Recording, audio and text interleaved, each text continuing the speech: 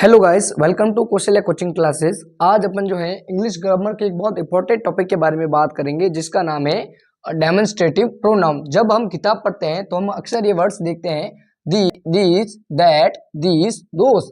अब इन वर्ड्स को कहाँ पर, कब और कैसे इस्तेमाल करना है ये अपन इस वीडियो के थ्रू समझेंगे। देखिए, जब अपना जो कर्ता होता है एक वचन होता है और पास होता है, तब इस कंडीशन में अपन को दिस का यूज करना है। अगर वही कर्ता एक वचन है और दूर है अपने से, अपन को इंडिकेट करके बताना पड़ रहा है वह, ठीक है, तब अपन को दैट का यूज करना है। अगर वही दूसरी साइड जब अपना जो कर्ता होता है वो बहुवचन होता है, प्लूरल होता है और पास होता है, इस कंडीशन में अपन को दीज का यूज करना है, ठीक है।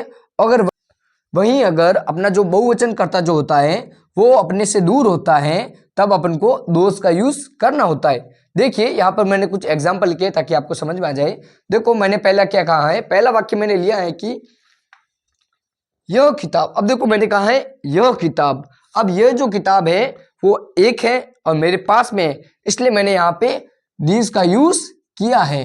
अगर वही ये जो किताब है वो मैं थोड़ी डिस्टेंस पे रख देता हूं और मैं कहता हूं वह किताब या वो किताब। अब वो किताब अकेली है यानी एक है, और क्या है, मेरे से थोड़ी दूरी पे है, इसलिए मैंने दैट बुक का यूज किया। अर्थात जब कोई वस्तु एक होती है और अपने पास होती है तब अपन को दिस का यूज करना है। और वहीं अगर कोई एक वचन हो और अपने से दूर हो, चाहे वो पर्सन हो या कोई वस्तु हो, अपने से दूर हो और अकेली हो, तब हमको दैट का यूज करना है। अगला वाक्य देखिए, यह या ये किताबें। अब मैंने किताब नहीं बोला है, किताबें बोला है, अर्थात किताबें एक से ज्यादा हैं और क्या है, नजदीक है। दीज का यूज आया, अर्थात क्या है, बुक्स नजदीक हैं। यहाँ पे मैं एक ट्रिक भी बताऊंगा, वो अपन कुछ और आगे एग्जांपल लेंगे तब मैं आपको ट्रिक बताऊंगा जिससे आपके जो भी डाउट्स हैं वो क्लियर हो जाएंगे। अब अगला चौथा वाक्य देखिए, वह, वो या वे किताबें एक से ज्यादा है और दूर है। मैं इंडिकेट करके बताना पड़ रहा है कि वो किताबें, वो लोग, वो स्टूडेंट, तब अपन को दोस का यूज करना है। देखिए, आइए कुछ अपन और एग्जांपल के थ्रू इस जो टॉपिक जो है इसको डिटेल में जानने की कोशिश करते हैं। तो चलो समझते हैं। ये आपके सामने कुछ 6 वाक्य लिखे, इन 6 वाक्यों के थ्रू हम दीज और दैट का कॉन्सेप्ट समझेंगे कि कहां पर किसको यूज करना है। तो देखिए, यहाँ पे छोटी एरो बनाई है, यहाँ पे बड़ी एरो बनाई, यहाँ पे फिर से छोटी, यहाँ पे बड़ी। तो छोटी एरो जो है वो ये दिखाती है कि कोई अपने जो ऑब्जेक्ट है, जो कोई पर्सन जो है वो अपने पास है, और बड़ी एरो है वो ये दिखाती है कि कोई अपने जो ऑब्जेक्ट है वो अपने से थोड़ी सी डिस्टेंस पे है, ठीक है। तो देखिए, वाक्य को समझिए। Is a pen. अब इज अ पेन, पेन क्या है, एक ऑब्जेक्ट है, और ऑब्जेक्ट क्या है, छोटी एरो मतलब पास है। अब मैंने क्या बताया था, जब कोई वस्तु एक होती है और पास होती है, इस केस में अपन को किसका यूज करना है, दिस।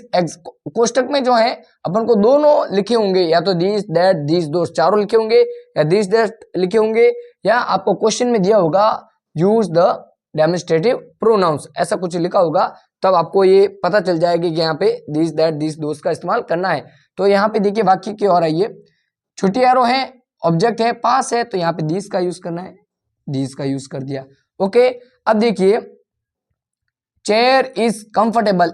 इज आया, इज एक सिंगुलर वर्ब है, अर्थात आगे आने वाली भी सिंगुलर ही होगी, और अपन को पता है सिंगुलर में मैंने दो ही बताया था, दीज और दैट। अब देखिए, दीज और दैट दोनों में से क्या आएगा, छोटी एरो है, इसका मतलब पास है, और चेयर ऑब्जेक्ट है, वस्तु है और अपने पास है, तब इस केस में अपन दीज का यूज करते हैं, मैंने बताया था, ठीक है। आगे देखो, आगे समझते हैं। मैंने क्या लिखा, सबसे पहले आप देखो, पास है या दूर, दूर है, ठीक है। अब माउंटेन आ गया, माउंटेन है, मेरे को इंडिकेट करके बताना पड़ रहा है वो माउंटेन या वो माउंटेन। अब माउंटेन क्या है, एक है लेकिन दूर है, इस केस में अपन दैट का यूज करेंगे। आगे देखिए, shop sales delicious cake.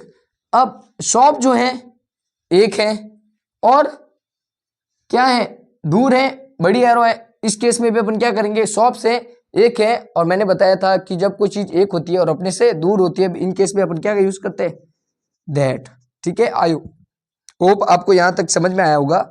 Teacher is very kind. Teacher जो है बहुत दयालु है। अब देखिए, टीचर है, एक है, छोटी एरो है, इसका मतलब पास है, तो यहाँ पे क्या आएगा, दिस। बर्ड इज ब्यूटीफुल, पक्षी जो है सुंदर है। बड़ी एरो है, इसका मतलब क्या है, पक्षी एक है, बड़ी एरो है, दूर है, तो क्या लगाएंगे, दैट। आई होप यहाँ तक आपको समझ में आया होगा। कुछ और एग्जाम्पल के थ्रू हम दीज और दोस के कॉन्सेप्ट को समझने की कोशिश करते हैं। तो चलिए आगे अपन समझते हैं कि दीज और दोस का यूज कहाँ पर और कब करना है। तो देखिए आपके सामने 6 वाक्य लिखे हैं।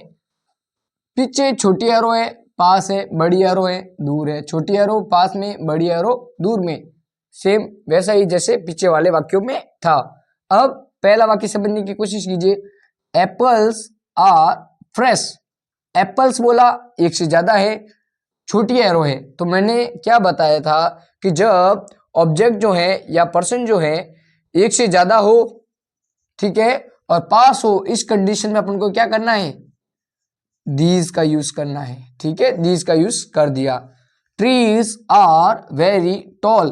ट्रीज यानी पेड़, आर वेरी टॉल यानी बहुत लंबे हैं। और बड़ी एरो है, तो ट्रीज एक से ज्यादा है, बड़ी एरो यानी दूर है। तो एक से ज्यादा होते हैं और दूर होते हैं, तब अपन क्या करते हैं, दोज का यूज करते हैं। 3 नंबर वाक्य को समझते हैं।